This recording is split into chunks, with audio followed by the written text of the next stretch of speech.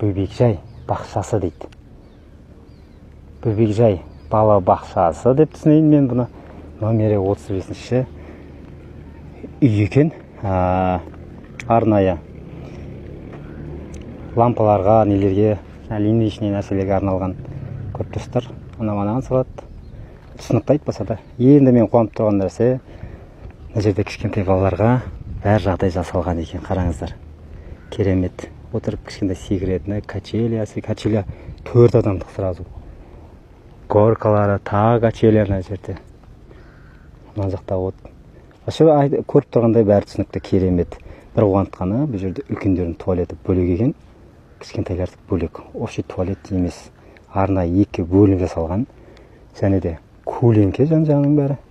Аның сыртыда ондай қатты ремонт қажет етпейді. 2-3 жыл шыдаймын деп тұр бұл зданияда. Білесеңіздер, бұл Ақтөбе ауылының 109-шы орта мектептің көне зданиясы.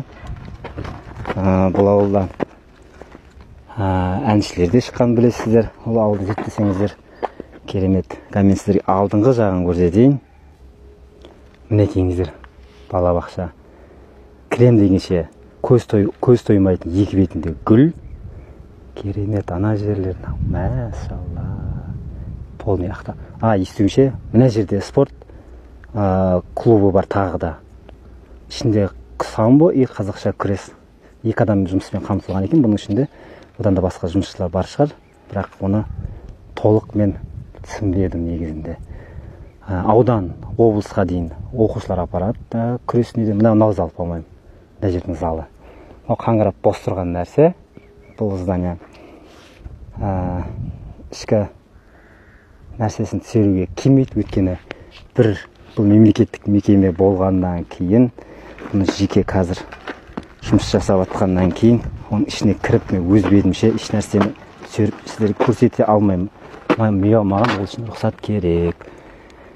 Ал ауылдың енді жаңа 109-шы мектептің жаңа мектебін қазір сіздерге көрсететін боламын. Құдай қаласа, біз сонда барайық.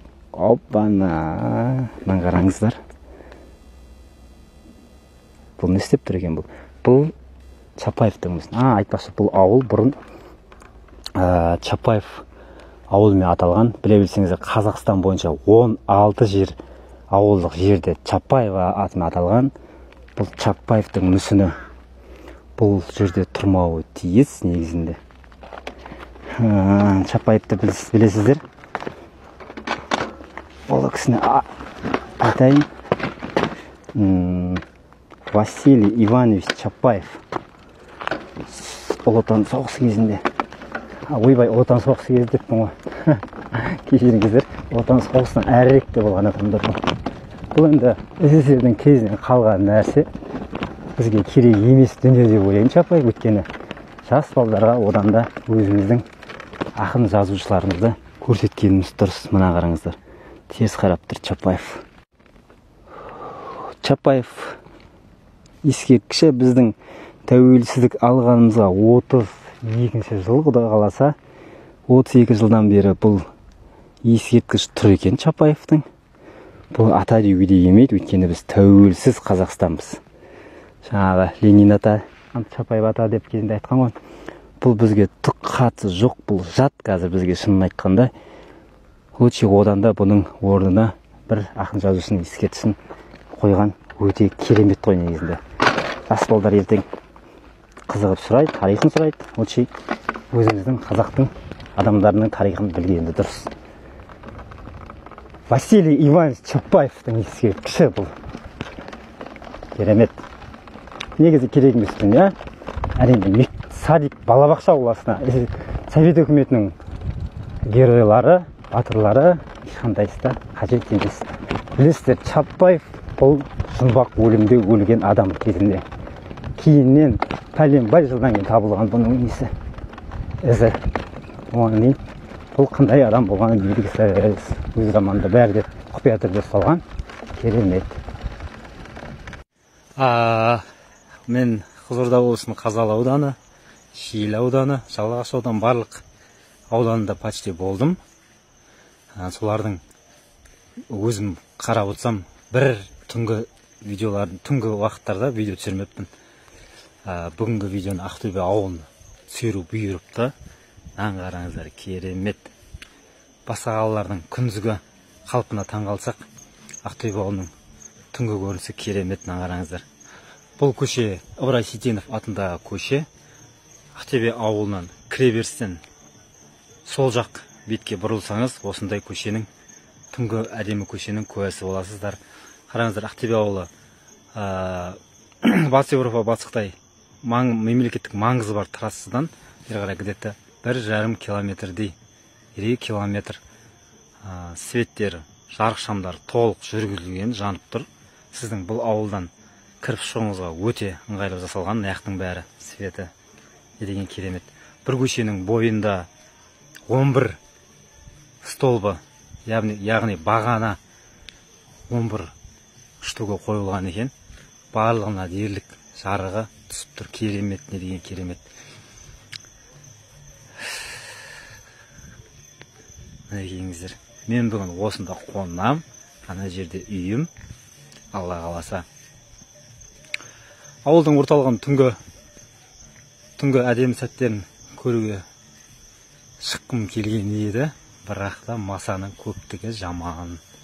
Оның үстіне ертерек демалу керек. Ақтөбе ауылындамын. Түнгі Ақтөбенің әдемі көрінісі, жарық шамдар. Мына жерде түнде бір қуантатын нәрсе бар екен. Қазіргі сағат уақыты 11-ден 16 кетіп жатыр, қарасаңыздар. Сізге көрініп тұр ма? 16 кетті 11-ден.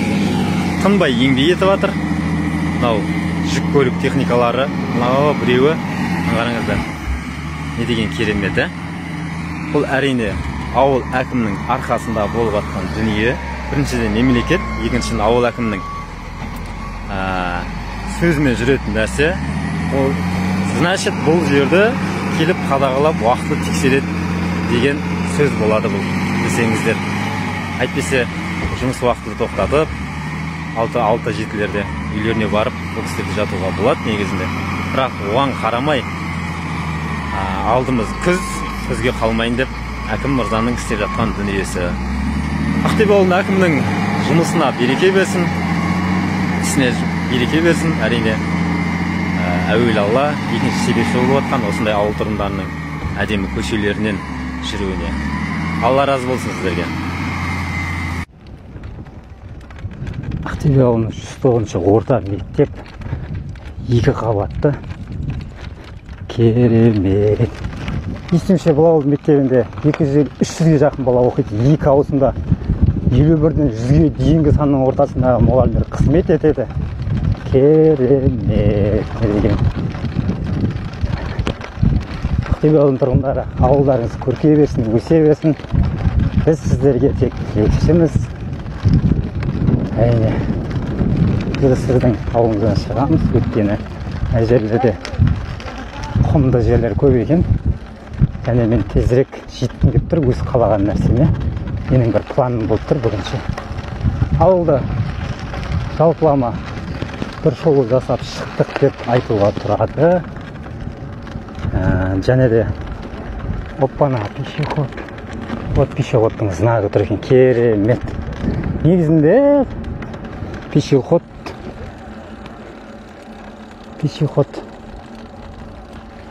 Айтпақшы, мына Ерназар Сексенбаев атындағы саябақ. Ерназар Сексенбаев отан соғысының ардагері, осы ауылдан шыққан. Керемет. Пешеход демекші, жаңа сіздерге айтайын деген.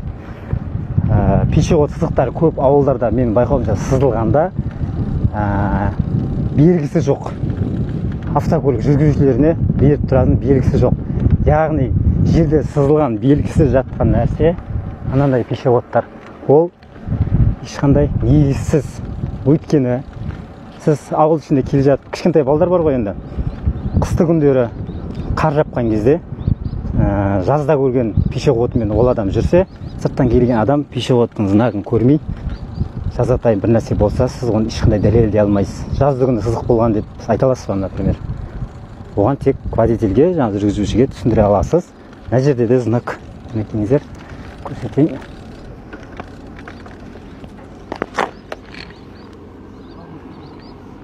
Мына жерде де ешқандай знагы жоқ.